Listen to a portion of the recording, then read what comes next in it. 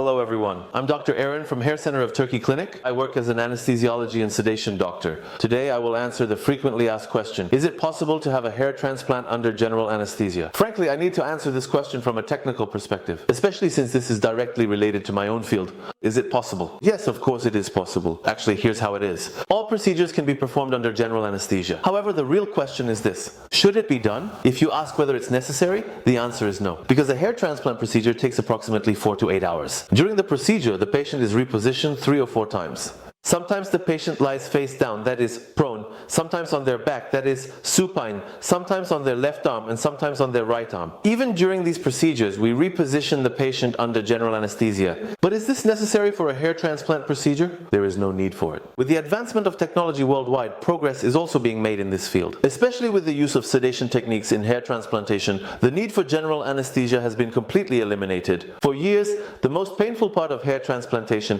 has been known as the administration of local anesthesia, and many people describe this as the 10 to 15 minute local anesthesia phase. In our clinic, the local anesthesia phase during hair transplantation lasts only 1 minute, and we easily get through this painful part of the procedure with sedation. We look forward to welcoming you to the Hair Center of Turkey Clinic. If you have any questions on this topic, please let us know in the comments. Don't forget to subscribe to our channel for more videos like this one.